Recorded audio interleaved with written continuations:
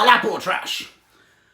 On va commencer une série de plusieurs vidéos sur l'histoire de Moïse. Mais avant de commencer Moïse, il faut d'abord essayer de retourner un peu en arrière puis de se poser la question, le peuple juif, comment ça a marché cette affaire-là. Mais ça a commencé un peu avant ça avec l'histoire de Joseph. Joseph, c'est un petit cul, ça, un peu arrogant, tu sais, un adolescent normal, arrogant, qui était le préféré de son père. Puis, à un moment donné, il fait un gros rêve un peu bizarre, qui rêve que lui, c'est un gros épi en plein milieu duquel tous ses frères vont à un moment donné se mettre à genoux, puis quémander ou quelque chose de même, vont l'adorer comme si c'était un dieu, quelque chose de même. Son père est en tas après lui, mon homme, il est de mauvaise humeur, les frères, la même affaire, sont tellement en tabarnak après lui qu'ils ont décidé de le vendre. Ils ont comploté, ils ont emmené le frère l'autre bord, mais ils savaient que le père il tenait pas mal au petit gars. Fait que ils ont pris le bonhomme, ils ont comploté, ils l'ont fait tomber dans un puits, c'est une genre de prison naturelle. Ils l'ont laissé là. Il a entendu qu'une caravane d'esclaves passe, puis ils ont vendu le Ticu. Le Ticu se trouve esclave, s'en revoit, ah ouais, il part.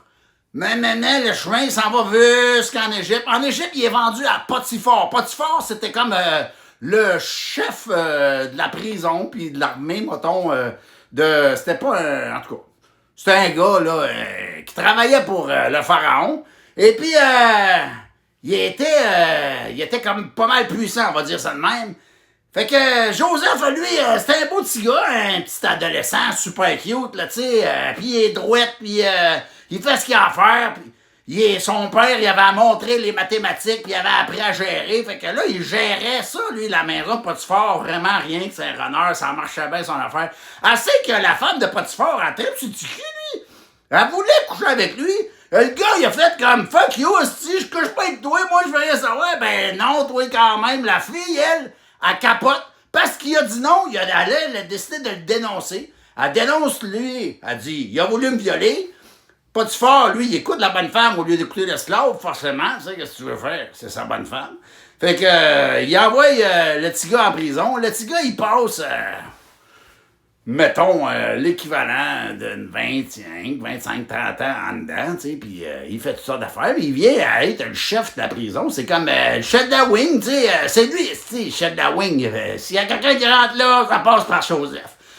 Mais là, le roi, le pharaon, il fait des bizarres de rêves, et puis il demande à sa gang d'interpréter les rêves. Mais il est tellement épais qu'au lieu de dire c'est quoi les rêves, il veut vraiment s'assurer que tout le monde va interpréter les rêves.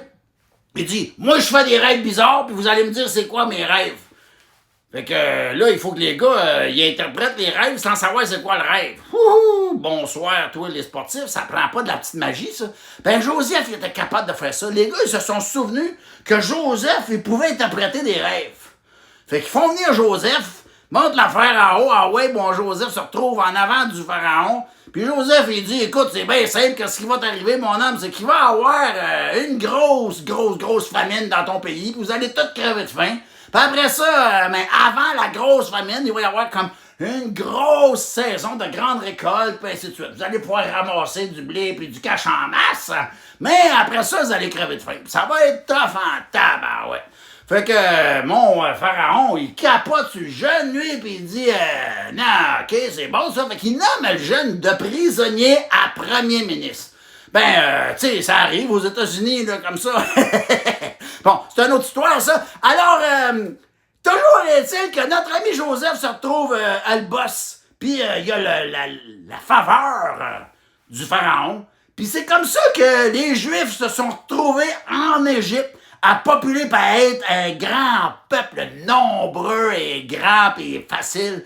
Et Joseph, il y a une chose qu'il a toujours dit, autant à la femme de Potiphar qu'à Pharaon, qu'à tout le monde autour, moi, j'ai aucun pouvoir, c'est Dieu qui me donne ça, c'est Dieu qui interprète les rêves, c'est lui qui me les donne, puis il a toujours dit à la femme de Potiphar, moi, je pêcherai pas contre Dieu en couchant avec toi, toi, t'es la femme de mon boss, je couche pas avec toi. Il a tout le temps voulu obéir au commandement ou à ce qu'il comprenait de ce que Dieu demandait de lui. Alors, ma question pour toi aujourd'hui, c'est, toi, là, que ce soit Dieu ou une autorité quelconque, ou ainsi de suite, on te donne l'occasion de crosser un peu en dessous de la table, puis d'en prendre un peu, puis ainsi de suite. Tu le fais-tu ou tu restes intègre? Ben, en tout cas, ça, c'est la question de l'apôtrage aujourd'hui. Puis, ben, oublie pas, hein, mais l'apôtrage, tabarnak, c'est l'histoire de la Bible, ça!